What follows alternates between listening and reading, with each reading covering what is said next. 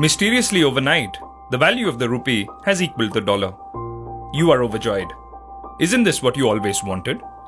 Your savings worth 1 million rupees are now worth $1 million. You think this is a good thing, but it's not necessarily so. You head to work and a meeting has been convened. You used to earn a salary of rupees 30,000 per month. Obviously, your company cannot pay such a high amount at your current level of productivity and proposes a 90% salary cut down to 3,000 rupees or $3,000, which is still much higher than what you earned previously. You either have to accept the new terms or be out of a job. You remember the student loan looming in the shadows. How would you pay your EMIs now? Exports are hit hard. India produces goods and services which nations across the world demand thanks to its low cost. A country like the United States of America purchases rupees and uses it to pay for Indian goods or services that it wishes to consume. Before the sudden appreciation, for example, $1 could buy 68 units of the Indian currency or 68 chewing gum pieces. Now that the rupee equals the dollar, the United States would get only a single piece of gum with the same amount of money. Why would they buy from us at such a high price? They would rather produce it themselves or look to countries like China as cheaper alternatives. The chewing gum industry in India, along with so many export businesses, begin to die. India's service sector, that accounts for 60% of its GDP, is the most at risk. With a strong currency and increased salaries, IT companies are no longer cost competitive.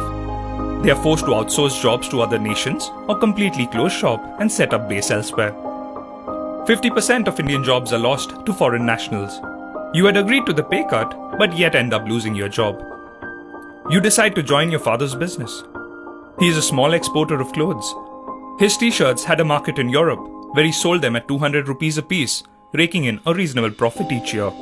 With an appreciation of the rupee, Europe is unwilling to pay 200 rupees or $200 for the same t-shirt. Your father tries reducing his prices to $100. He cannot lower it further. It is still expensive for importers who look to other countries like China and Bangladesh to meet the demand. Exports come to a staggering halt. The United States is able to export even with a strong currency, as their products such as pharmaceuticals, aircrafts, movies, music and arms are in demand the world over. China would receive a large chunk of the dying business in India. China has been known to keep its currency low to help its exporters. How do they do this? The United States is the largest importer of Chinese goods. The United States buys the Chinese currency, the yuan, with dollars and uses this to buy Chinese products.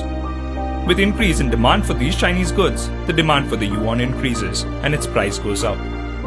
As the value goes up, the United States and other countries now find it expensive to import from China and look for cheaper currencies to buy. Chinese exports begin to fall. So how did China manage to keep its currency stable or even falling, even though they have strong exports? It spent its own currency to buy huge amounts of foreign currency like the dollar. The Chinese central bank purchased large quantities of dollar assets, such as US Treasury bills. The increased demand for dollars increased the value of the dollar in the international market compared to the Chinese yuan, and the balance was maintained. Many considered this an example of currency manipulation. But artificially lowering the value of a currency is not beneficial in the long run, as China did realize. It could lead to inflation in the local markets, make imports of raw materials super expensive, and reduce your spending power if you go abroad.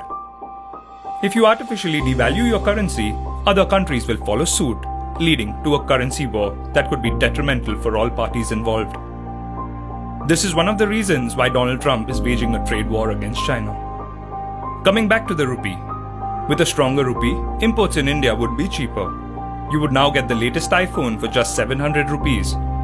Petrol prices would go down considerably. But with 1 billion people demanding the same finite products, now that their wealth has increased over 66 times overnight, prices begin to rise. There are only so many iPhones that Apple can produce. Soon, spending 700 rupees would feel the same as spending 50,000 rupees of your old currency. Especially for a developing economy, a very strong currency is not always beneficial, and market forces would step in to correct the price revision in the long run. Your currency would go back to previous levels, but not without having wreaked havoc on the economy. Yes, it is good for a currency to get stronger over time, but not suddenly as shown here. It should happen through increased productivity and innovation that drives our exports. It's good to have a weaker currency if you have strong natural resource reserves and the raw materials needed to produce the goods which you can then export. But if your currency is low and is heavily reliant on imports, as seen with Japan, manufacturing costs will go up as imports cost more, which would then naturally affect your exports as well. Contrary to popular belief, it is not necessary that a stronger currency always equals a stronger economy. One Nepalese rupee is equal to a Japanese yen, but yet the two economies are far from equal. What do you guys think? Is having a strong currency a good thing for developing nations? Do let us know in the comments below. And also, keep shooting your crazy and bizarre ideas that you would like us to cover as part of this series.